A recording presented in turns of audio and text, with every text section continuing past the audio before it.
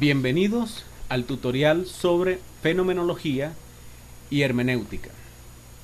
Etimológicamente, la palabra fenomenología deriva de dos palabras de origen griego: phainommenon, que significa fenómeno, aquello que se muestra a partir de sí mismo, y logos, que significa estudio, ciencia. Es decir, que etimológicamente fenomenología viene a ser el estudio del fenómeno, de aquello que se muestra. La fenomenología representa una corriente idealista subjetiva y uno de los movimientos más importantes del siglo XXI. Nace a comienzos del siglo XX con la obra Investigaciones Lógicas de Edmund Husserl.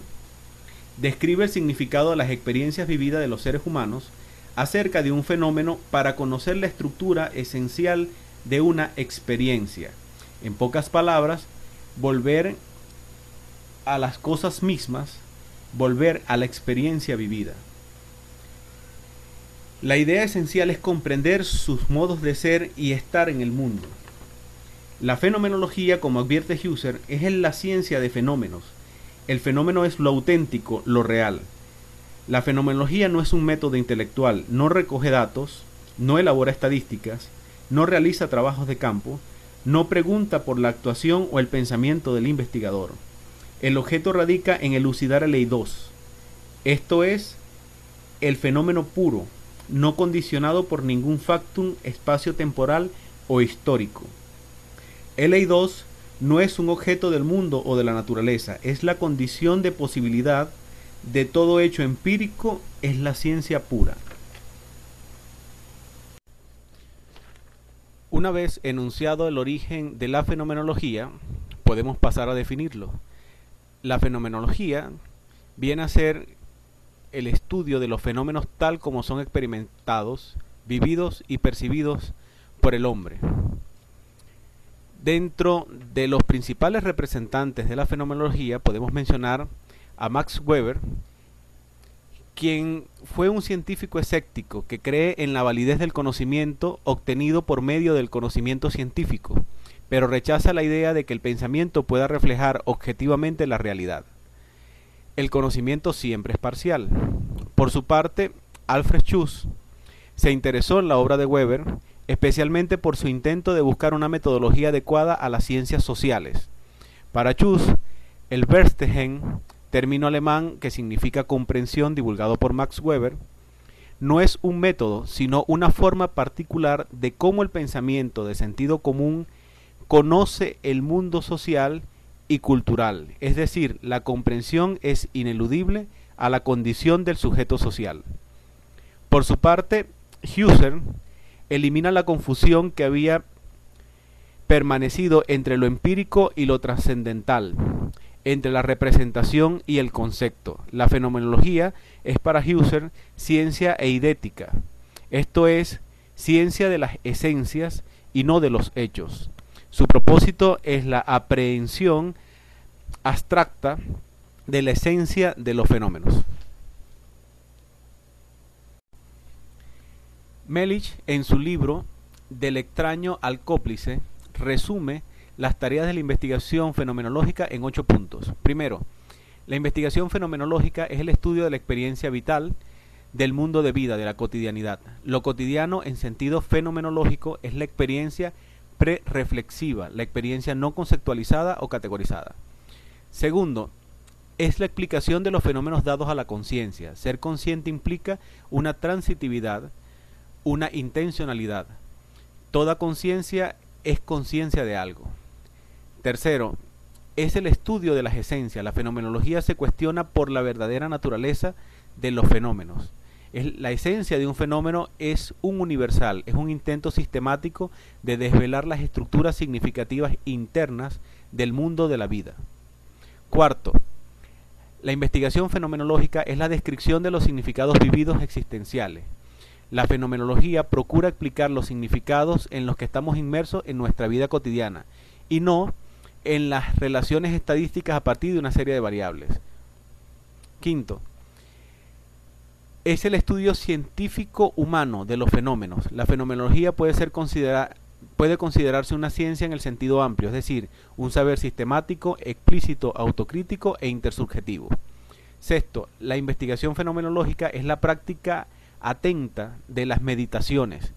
Este estudio del pensamiento tiene que ser útil e iluminar la práctica de la educación de todos los días. Séptimo, es la exploración del significado del ser humano. En otras palabras, ¿qué es ser en el mundo? ¿Qué quiere decir ser hombre, mujer o niño en el conjunto de su mundo de la vida, de su entorno sociocultural? Y por último, la investigación fenomenológica es el pensar sobre la experiencia originaria. Estas tareas de la fenomenología demarcan un objetivo, el cual consiste en clarificar y dar razón de objetos de toda índole y en determinar su condición ontológica, es decir, que consiste en aclarar y explicar la existencia de los mismos y el significado de ésta. La investigación fenomenológica consta de tres elementos fundamentales. Primero, la reducción fenomenológica, que viene a ser la tendencia a abstenerse de formular juicios de cualquier clase que conciernan a la realidad objetiva y que rebasen los límites de la experiencia pura subjetiva. La intersubjetividad, que viene a ser la relación que se establece entre el investigador y participante de la investigación, sus contenidos y los envolvimientos provenientes de esta relación. Y por último, el retorno a lo vivido, que viene a ser la retomada del mundo de la vida del participante de la investigación a través de su testimonio. A partir de estos elementos fundamentales podemos enunciar las pautas del método fenomenológico. La tarea fundamental de la fenomenología consiste en atenerse exclusivamente a lo dado, desprendiéndolo de todo ropaje superfluo. Esto supone suspender, poner entre paréntesis la cuestión de la existencia extramental, la exterioridad, que al decir de Husserl es algo que acontece en la propia conciencia. Esto conlleva fundamentalmente la epogé, que se lleva a cabo en la reducción fenoménica o externa, es abstenerse de emitir un juicio acerca de la cuestión de la existencia, tomándola exclusivamente como un aparecer en mi conciencia. La segunda reducción, la idética, trata de buscar la esencia de las cosas, cuya existencia se infiere del hecho mismo de eliminar el problema de la existencia extramental y que se realiza mediante la intuición, o manifestación directa e inmediata de los límites dentro de los cuales algo podría variar sin dejar de ser lo que es, la esencia. Todo lo accidental y contingente se suprime hasta llegar al núcleo invariable que permite la identidad de algo a pesar de sus cambios y que constituye sus características universales y necesarias. La esencia es denominada también eidos y no se capta por abstracción sino mediante una intuición que nos remite a lo absolutamente real y necesario. En la reducción trascendental es la conciencia misma, entendida como sustancia, como yo, la que sucumbe. El yo se hace ahora conciencia pura, yo trascendental, que consiste en ser un percatarse, un darse cuenta de la presencia de algo, de las esencias, por encima de lo meramente empírico, psicológico y contingencial. La conciencia nunca se muere a sí misma, nunca se revela, no es un objeto ni puede ser pensado como tal. Etnografía. La etnografía es aquella rama de la antropología que estudia descriptivamente las culturas. Etimológicamente el término etnografía significa la descripción, el grafé, del estilo de vida de un grupo de personas habituadas a vivir juntas, etnos. Por tanto, el etnos, que sería la unidad de análisis para el investigador, no solo podría ser una nación, un grupo lingüístico, una región o una comunidad, sino también cualquier grupo humano que constituya una entidad cuyas relaciones estén reguladas por las costumbres o por ciertos derechos y obligaciones recíprocos.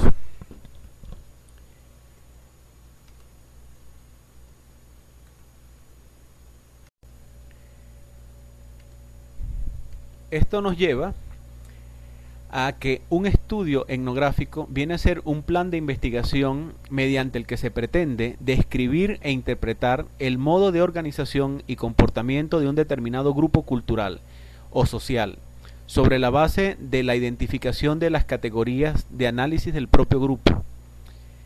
El investigador necesita llegar a ser un miembro del mismo para poder llevar a cabo su investigación desde dentro. Dentro de las técnicas de recogida de datos para la investigación etnográfica se puede utilizar la observación participante, las entrevistas en profundidad, a informantes elegidos a propósito, las conversaciones informales y el análisis de documentos y artefactos culturales.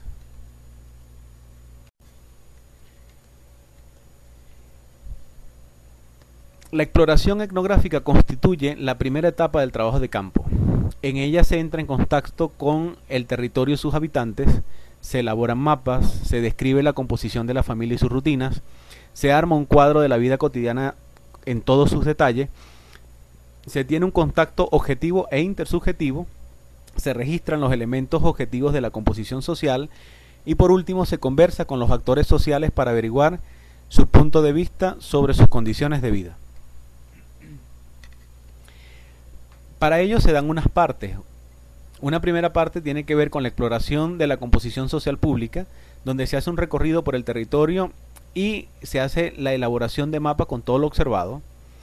Luego se hace una exploración de la composición social privada, donde se entra a las casas seleccionadas y se registra la información a través de guías de observación y de la entrevista. Y por último, se hace una exploración de la ruta de vida, donde se hace contacto con la memoria y la conciencia histórica del actor social.